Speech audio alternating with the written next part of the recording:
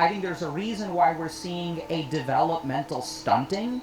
And I think Jung is like the best at sort of capturing what's at the essence of that, right? So if we look at why gifted kids are special needs, there's like 1,000 reasons. Failure to launch has 1,000 reasons. We have all these like papers on psychology, neuroscience, and this part of your brain, dopamine this, and frontal executive dysfunction that, and all this like shit. Like there's like a million reasons, right? But Jung is like, no, this is it. And that's what I want to share with you all today. So the first thing that we're going to do is describe the characteristics of the puer aeternus. So the puer aeternus is, first of all, charming. Okay? So oftentimes these people they're kind of like childlike in a fun sort of way, right? So they're like, they tend to be actually pretty charismatic. I think nowadays we don't really think of it as charisma because we have social anxiety, but I see a lot of these people being like the life of the group that they're in. They tend to be the funny person in class. They tend to be like, you know, really like friendly on Discord. They tend to be like, they don't necessarily play bards, but like I imagine they're kind of playing bards at a D&D table. So they're actually like quite charming and charismatic. The other thing is that they're incredibly intelligent, quick-witted, kind of likable, right? So when people meet them for the first time, assuming the social anxiety gets out of the way, oftentimes people are initially impressed by the puer aeternus. They're like, wow, like this person's really solid, like they're really great. And so the other characteristic of a puer aeternus, which we've kind of already talked about, is that they have a lot of potential. So when people meet them, they're like, wow, this kid is so smart. This kid is kind of going places. Oftentimes they'll have bursts of creative energy, but then the cycle that they sort of fall into is that even though they kind of come off as strong, they open, like, you know, as soon as the race starts and they start running, they like do really well. Inevitably, they falter. So like their ability to follow through, their ability to live up to expectations, their ability to deliver on expectations falls absolutely flat. Okay? And so this is what the puer aeternus is. And I want to share with y'all what this kind of looks like. Okay.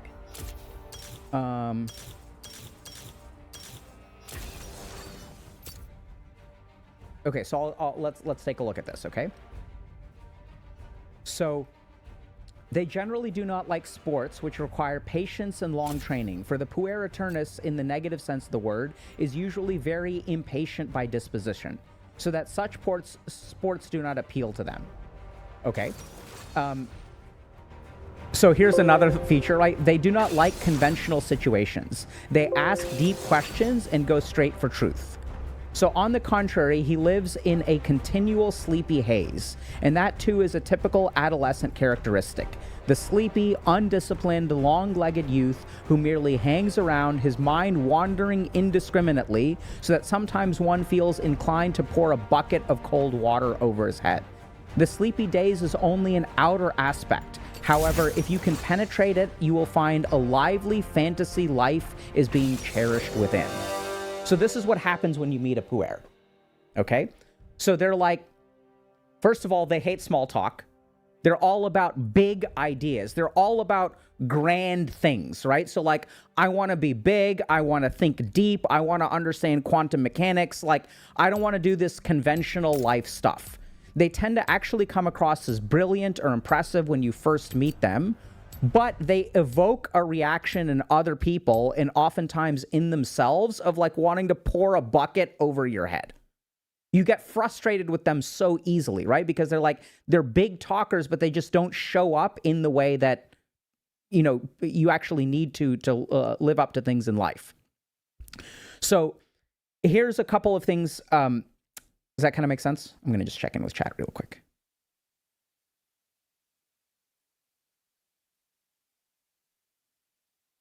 I'm reading from the text, Mary Louise von Franz's text. Great question. Okay.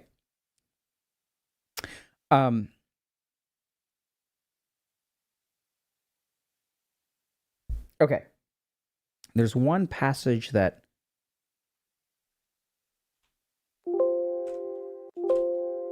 okay. So how does someone kind of get in this situation. And this is where I want to talk for a second about this cherished fantasy life. So the basic problem with a puer aeternus is they have big dreams, right? They have big ideas. They're incredibly intelligent. They've got large goals. But anytime they start to exist in life or try to live life, they are inevitably severely disappointed. So anytime they imagine an experience, like the experience is great, but the reality of the experience is like drab and disappointing in comparison. So they may have ideas to create like a fantasy novel, or like, I'm going to write a TV show, or I'm going to create a video game. I want to become a programmer. I have this great vision. And the moment that they start to engage in life and actually try to do it, the version that they encounter in real life is like a shadow of it. And so then they sort of like, they have this vision in their head, but the real life just doesn't line up. And Marie-Louise von Franz even talks about this in terms of relationships, okay? So let's take a look at this.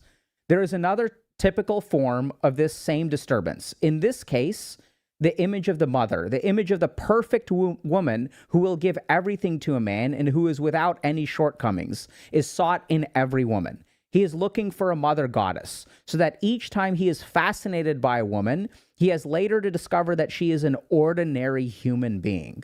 Once he has been intimate with her, the whole fascination vanishes, and he turns away disappointed, only to project the image anew onto one woman after another. Okay? So this is another kind of feature of this, I think, not another. This encapsulates like the existence of a puer aeternus. They have sort of this idea of like a perfect version of things, right? They don't actually have a whole lot of experience, but they're caught up with like, okay, like this is in my mind, there's like a perfect woman out there for me. And the moment that they start to engage with reality, reality is inevitably disappointing. And so oftentimes what happens is like, and this happens in relationships. I think nowadays we see like other kind of permutations of this. So I think like pornography and incelism is also connected to puer aeternus. So if you look at a lot of like incel forums or like red pill forums or things like that, they have this like vision of the perfect woman, someone who's hot, someone who's subservient, someone who's there for me, like not a real human being. They have a fantasy archetype of something. And then as they go looking for that fantasy archetype, they fail to find it over and over and over again. And so here's what the cycle of puer aeternus actually looks like. Okay? So this is where like, you know, people are saying they put women on a pedestal. I think so this is why I kind of bring it up. I actually think that is not correct. This is exactly what I think is important. So it is not that they put women on a pedestal. They put life on a pedestal. This is not just about women. This is, I think, the mistake, and this is where I think why we sort of fail to fix this problem, because it's about way more than women. They put life on a pedestal. So this is what the cycle kind of looks like, okay? So I'm a person, and I have a vision of life. And then what happens is I engage in life. And then inevitably, it's boring, grueling, disappointing. Okay? So, and over here, you're filled with excitement, potential. But the reality of it never really like lines up. And then you end up feeling dejected, loss of motivation. Oftentimes what will happen here is that they will encounter some kind of obstacle. So as you engage with it, there's some sort of obstacle that comes up. And so like you can work really hard, but like then something comes up. I want to show you all. Let me see if I can find this. We'll get to this in a second. Hold on.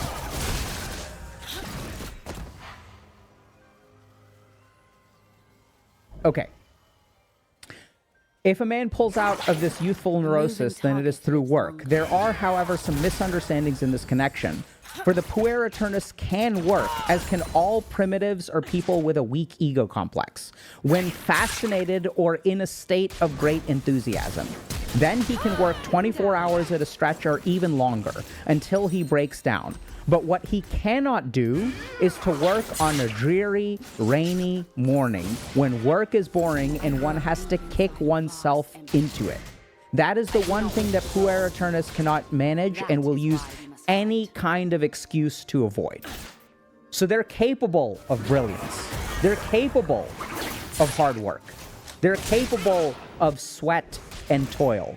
But the moment that things become difficult, or, and this is what's really interesting, the moment that things become boring, the moment that things become drab, then they lose their ability to work. And here's the other really wild thing. They can even do incredible things, okay? Let me see if I can find this. I want to read y'all one other passage. Okay. They generally do not like sports which require patience and long training. For the puer aeternus in the negative sense of the word is usually a very impatient disposition, so that such sports do not appeal to them. I know a young man, a classical example of puer aeternus, who did a tremendous amount of mountaineering, but so much hated carrying a rucksack that he preferred to train himself even to sleep in the rain or snow, or wrap himself up in a silk raincoat, and with a kind of yoga breathing was able to sleep out of doors. He also trained himself to go practically without food, simply in order to not have to carry any weight. In a way, he led a very heroic existence, just in order to not be bound to go to a hut or carry a rucksack.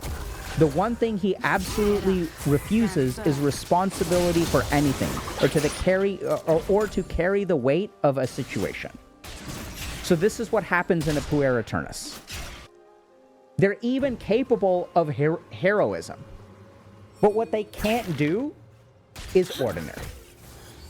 They can be magnificent, and even their ego thrives on the idea of fucking normies. When they go hiking and mountaineering, they have to carry rucksacks, pack their food, pitch a tent. I am not going to be a normie. I am going to be exceptional. I'm going to train myself through yogic methods. I'm going to do all of this stuff. I'm going to create this weird artificial hardship. I would rather be a heroic, kind of idiot. You can just carry a bag, bro. You don't need to have this intense yogic breathing. But this is what their life is like. Their life is built on this fantasy. And this is what's really confusing about it, is that they can absolutely work incredibly hard. They can accomplish amazing things. And if you're a puer aeternus, you know this, right? That's where everyone sees the potential coming from. You know that you've done things that ordinary human beings cannot do. But the reason that you are stuck in life is because you cannot bring yourself to be ordinary. The only option that you've got is extraordinary. Make sense? So I want to show you all. I want to talk about what the one other concept, okay? So, what a puer aeternus fears more than anything else is the loss of potential.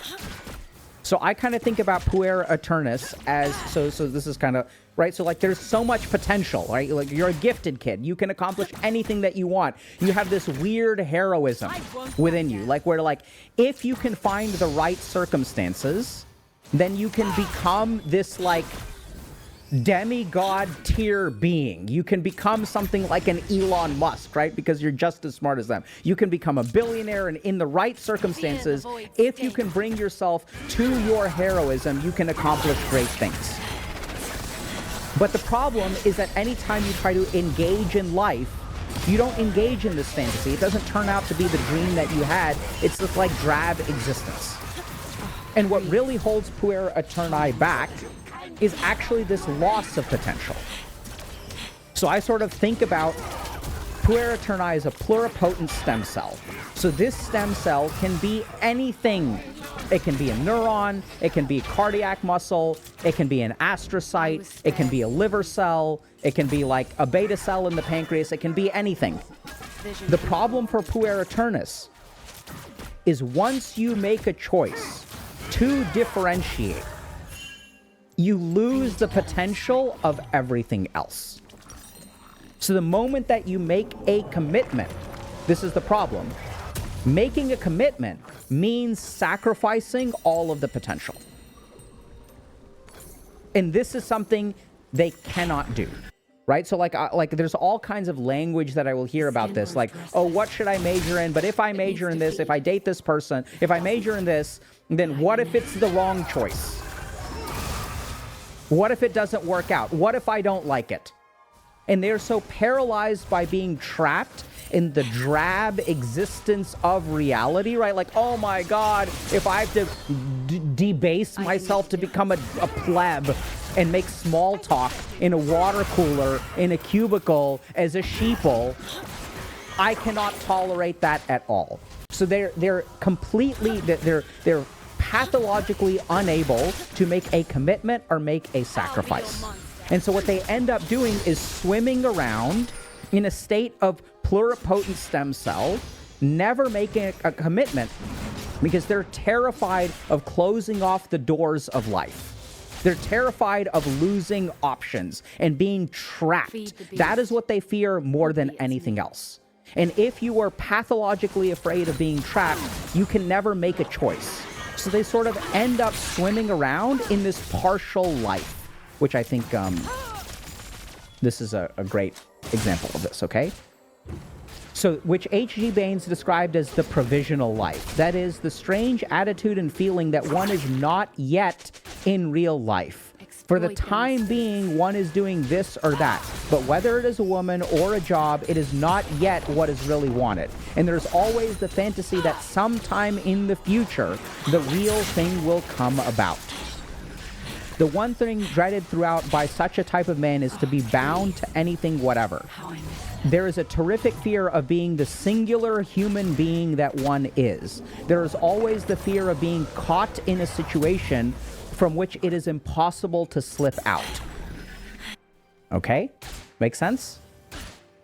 So what ends up happening is the Puer aeternis ends up living something called a marginal life. It is not a real life. It is not a full life. It is waiting. It's like in the pre-gate area, I'm not going to board a plane, right? So like imagine you're sitting in an airport.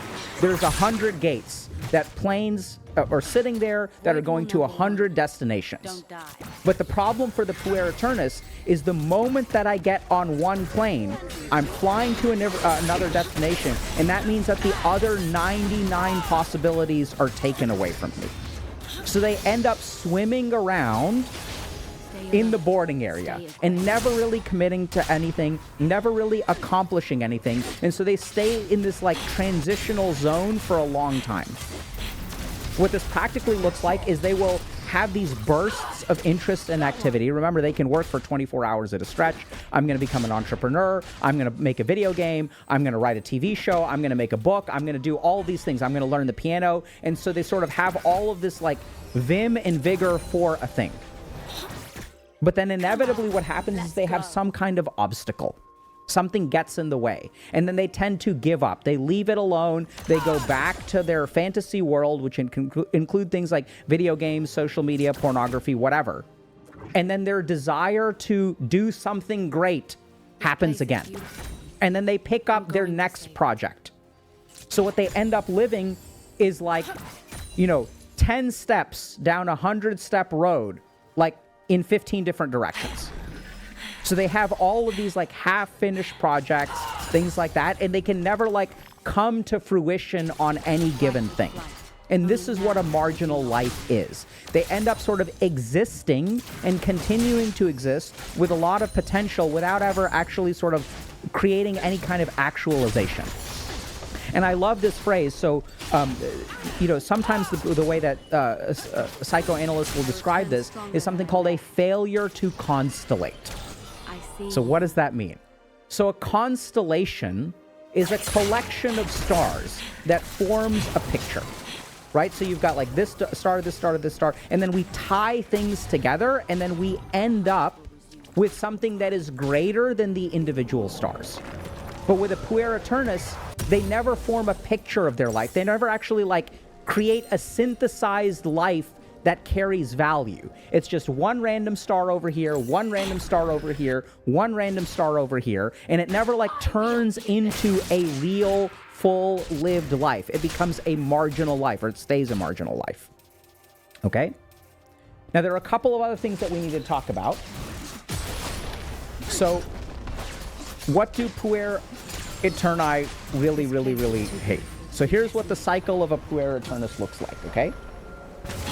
So, first thing is they have a fantasy life. They have a failure to commit. And the reason they have a failure to commit is because this cuts off possibilities.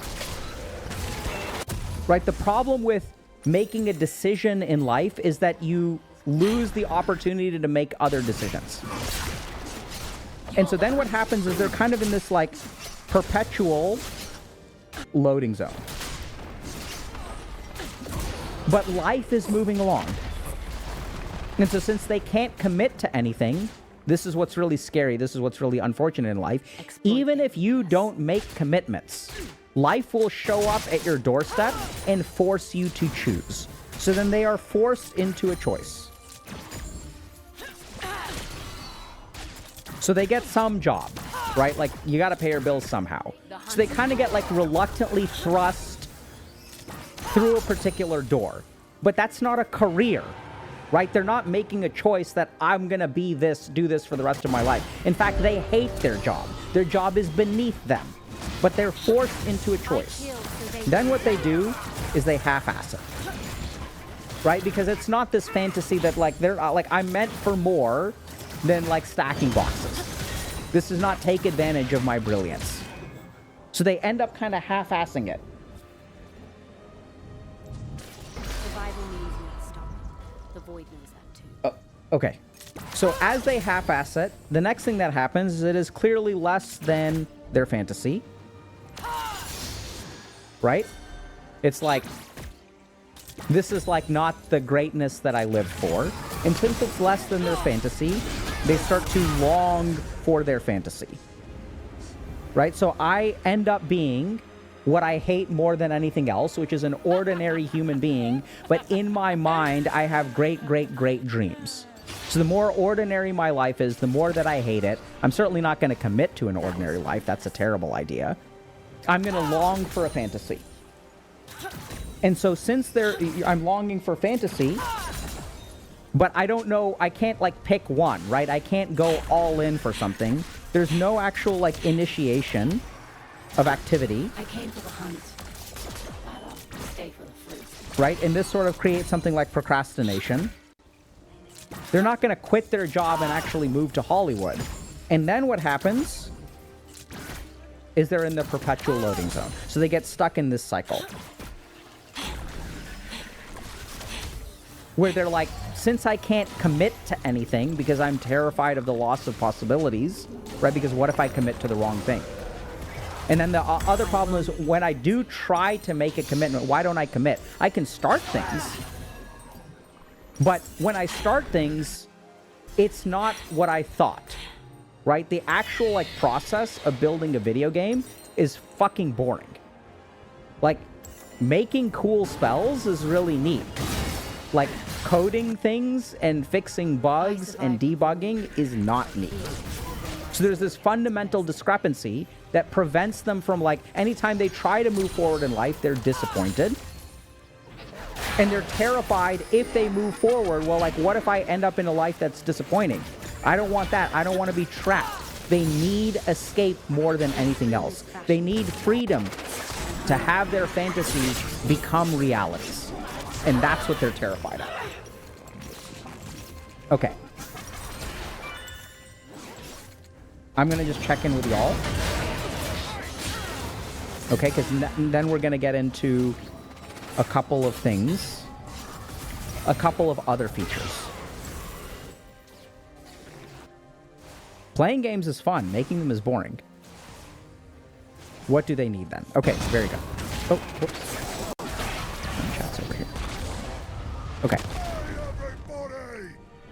So, next up, 1,000 ways to die, and one way to live. Become like them.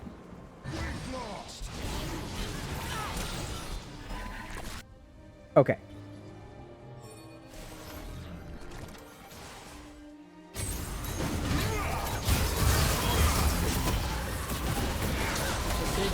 So now what we're going to do is go over a couple of, like, psychological steps that a puer aeternus tends to take.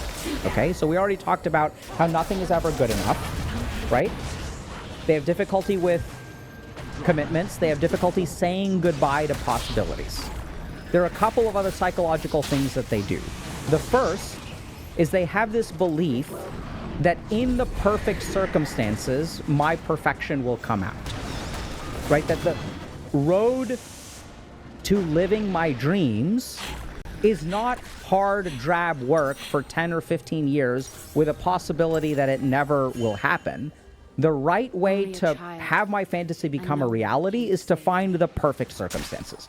So if I can find the right job, if I can find the right friends, if I can just find something that brings this 24 hours of manic hard work out, like, I know I can do it in the right circumstances. So what they go doing is hunting for circumstances over and over and over again that will bring out their perfection. The second thing that they tend to do is blame their circumstances, right? So if bringing my brilliance out requires circumstances, the perfect set of circumstances, because I did it for a day and all the stars aligned and I was able to do it for a day, what they end up doing is blaming other people. Because, oh, like, the game was working great, but then, like, this person showed up, and then I had to do all this extra work, and, like, something else happened. There's a lot of blaming of circumstances. And here's the really the craziest thing that they blame as a circumstance is themselves. They blame prior you. So this is what's really important. We may think that this is taking responsibility. It's not taking responsibility. Because if you took responsibility for your past mistakes, you would change now. You would actually correct them. But they don't correct their mistakes. What they do is blame prior them as a circumstance. Oh, if I had made the right choice back then, I wouldn't be in this situation. But that doesn't mean they make the right choice today. Right? So this is what's really interesting, is like there's this weird self-blame without responsibility. So they blame prior them for creating the shitty life that I have today. Or they'll do things like, I don't know if this kind of makes sense, but like, you know, they'll say like, oh, I never learned how, my parents didn't teach me this. I missed the boat on that. Right? Because so now if you think about it, oh, like I never had a girlfriend in high school, never kissed a girl in college, never had sex. Now I'm 25. Now I can't do any of that. Like I've missed the boat. So if you really think about it, they're not taking responsibility for their situation. They're blaming their circumstances for their inability to bring their fantasies to life. It's too late for them, which is the absolute absolution, the absolute absolution of responsibility. Does that make sense? No, because now it's too late. So, like, I certainly don't need, like, normally when you're behind in life, the way to catch up is through an excessive amount of drab, dreary-ass work. Boring shit after boring shit after boring shit, day after day, year after year. That's actually how you put together your life. But the thought of that is so terrifying, I would rather wear the safety blanket of it's impossible for me to fix my life. Classic puer aeternus. Okay? So, the next thing is that they tend to be fragile. They have an image of themselves that is fragile. So oftentimes, one of the circumstances that they can't, the reason that they fail to succeed, and this is what's really scary as a psychiatrist, so I see this a lot, is they will point to some physical health or mental health thing that is the reason why they can't do something. So, oh yeah, like my depression is so bad, I've been traumatized, I have an addiction, therefore I cannot. My stomach hurts, I have IBS, I've got this weird autoimmune disease, I've got chronic Lyme, and this is what's so hard about this.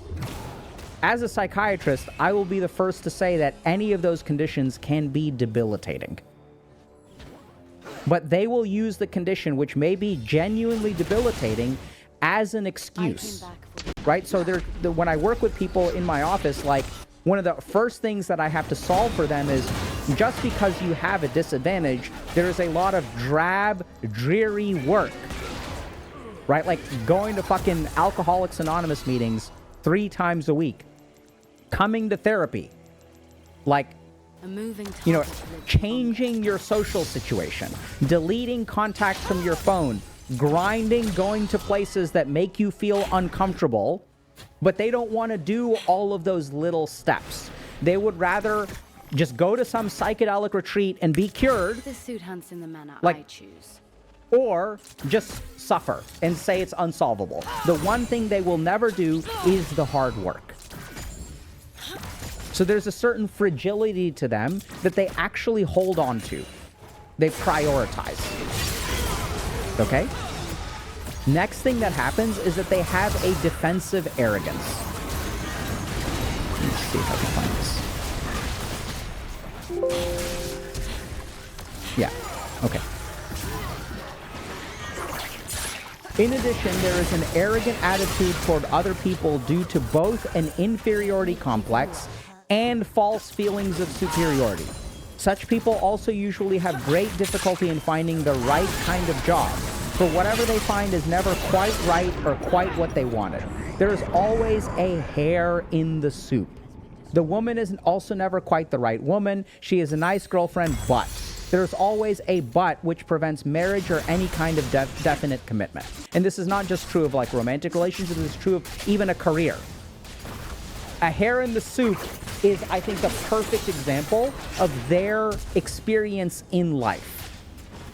There's a whole bowl of soup that can actually be delicious, but there's a hair in it. I can't just take the hair out and keep eating. I can't be grateful that at least I'm getting soup that's pretty tasty. The moment that I find the hair, it's gone. So they have this weird, like, defensive ego, right? Where they need to be greater than other people. And this is where the rucksack story comes back, right? So this idea that, like, I would rather than be a pleb and just carry around a bag and have to, like, shop and pack and roll up the tent every day and unroll the tent every day, rather than doing the dreary labor, I have this, like, idea of I'm going to learn a deep yogic breathing technique that allows me to transcend the bounds of ordinary humanity. I will be great, or I will be nothing at all.